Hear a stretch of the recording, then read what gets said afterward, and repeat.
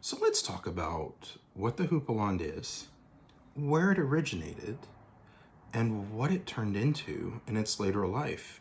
Because I think in order to understand a garment in context, you need to understand what led to its evolution and then what it evolved to in its later life.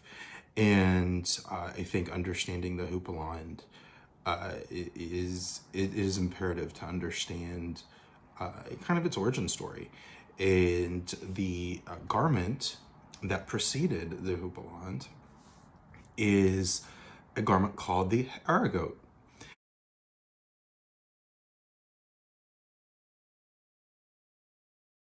And we see the Aragote emerge in the written record in the early mid 13th century. And then it starts showing up in the written record, the visual record rather, a little bit later. And they are garments that over the course of about 100 years, from the mid 13th century to the mid 14th century, increase in elaborateness and volume, and eventually become the Houppelande that we know and love, that actually exists in the later mid 14th century all the way through the early mid 15th century. The Aragote is a structured garment that is somewhat voluminous. It is a open side. The armholes are open, and attached at the shoulder are small sleeves. Early on, they almost seem vestigial.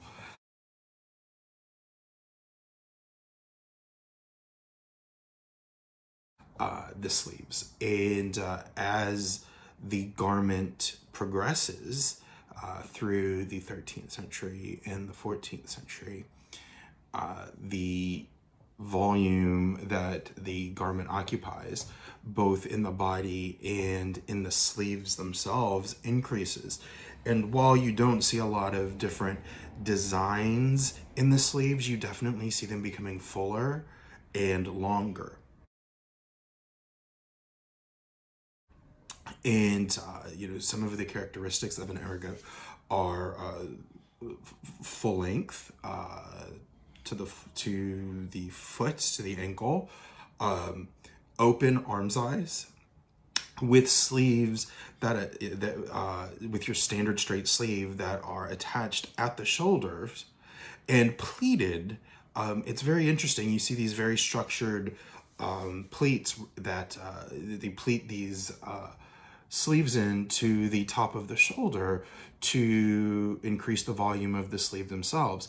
But almost exclusively, the sleeves are long hanging sleeves, and then the armscye are left open. And as volume increases in the garment, as we move into the 14th century and into the mid 14th century, the sleeves are continuing to increase in volume, and eventually they're attached and the armscye is closed up, and we have the beginnings of the Houppelande.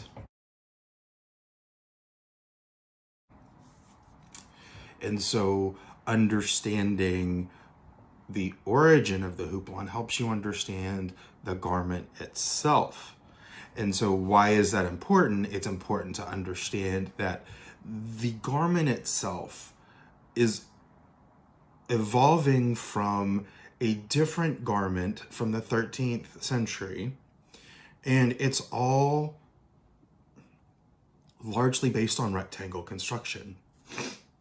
And I think this is important when we begin talking about how Houppelande are made and how they're designed and what it looks like to authentically construct a Houppelande, as compared to some of the very popular ideas and hypotheses in the SCA that I don't see a lot of actual historic evidence for. And so that's why it's also important to look at the garments that came after it, to understand how they were structured as well. In the garments that came after the houppelande were called robes. And I know that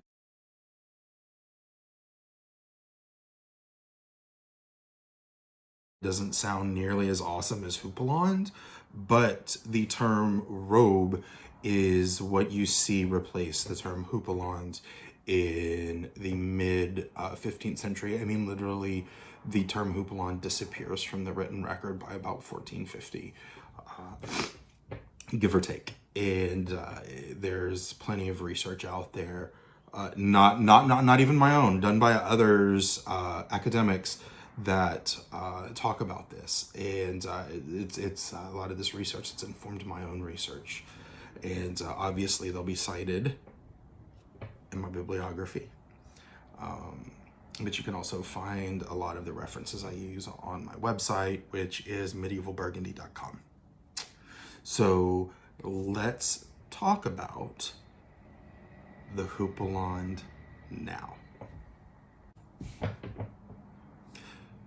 The houppelande is an A-line garment, or a triangle-shaped garment, of varying length. There are 3 common lengths for houppelandes during the time period that they existed in. So again, as I've mentioned, the late middle 14th century all the way through the early middle 15th century.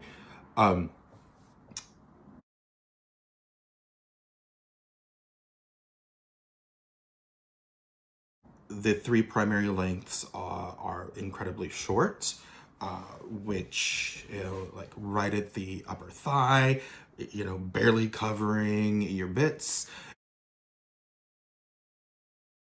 And those are called Heinzelens. And the reason that they were called Heinzelens is that they were named after the fool of the French king who wore incredibly short houppelans, and his name was Heinzelin Coke.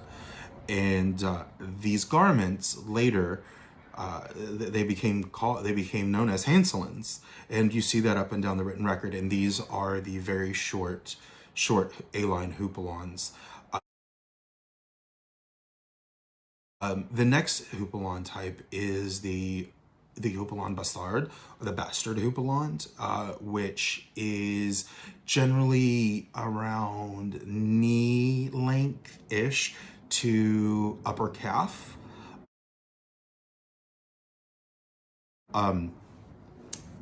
Also A-line in its shape and structure, and typically is worn by a bit older.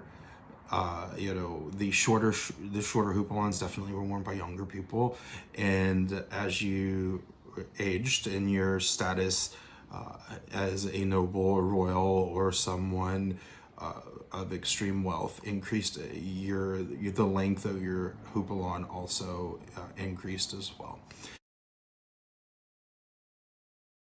And so that leads us to the third type, which is the houppelande grand, or the grand houppelande, which these are the ones that reach the floor, often even have trains. And they're very, very similar from male to female in design. And there are even examples from contemporary religious critics lamenting the fact that from the back you can't tell a man or a woman when they're in their houppelans, because the garments have become almost ubiquitous, regardless of gender.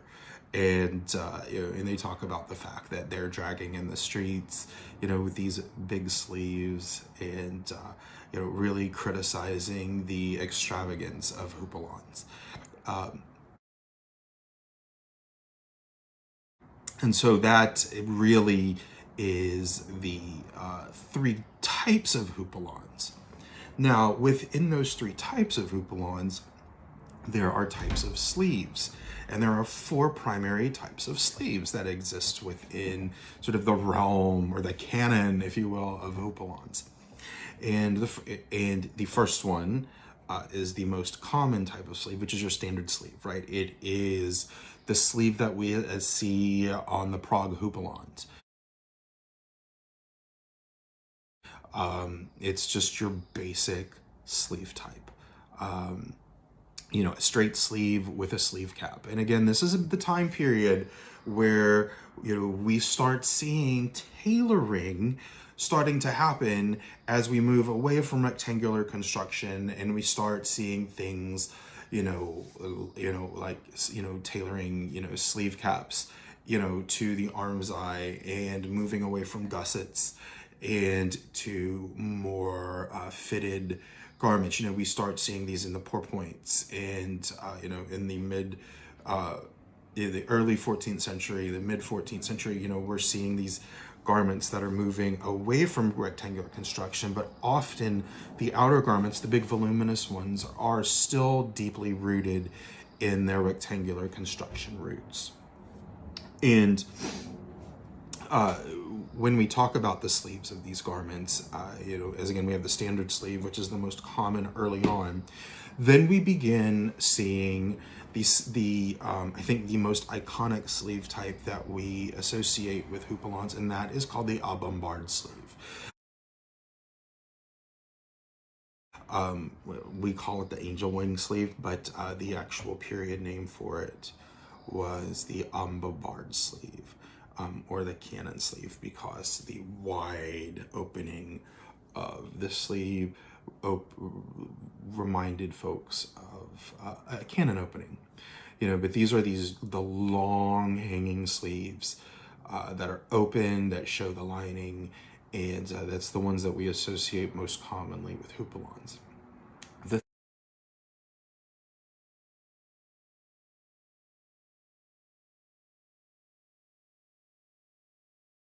third type of sleeve is the bag sleeve, or the poke sleeve, as it was known in period.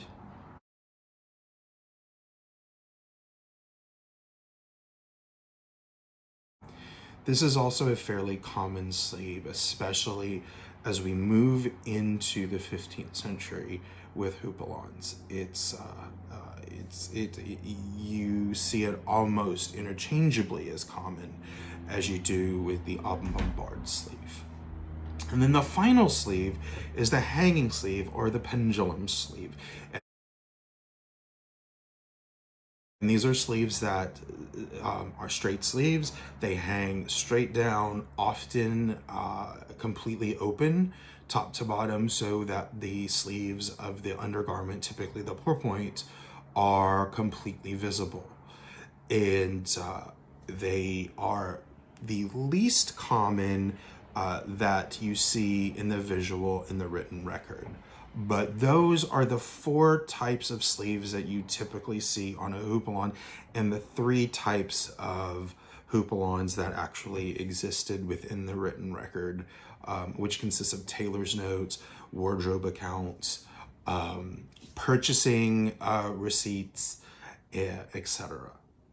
So that is a little bit of an overview of what a houppelande is, and a bit of the context around the types of houppelande that existed, the Heinzelin, the Bastard, and the Grand, as well as the four major sleeve types, which are the standard sleeve.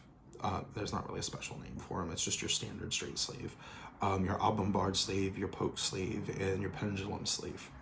So I hope that this has been informative to help you understand a little bit about what the houppelande is.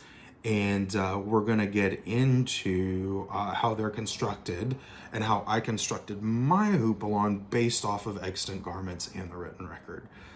So I hope this has been informative, and I hope you enjoy the future conversations that we have on this topic.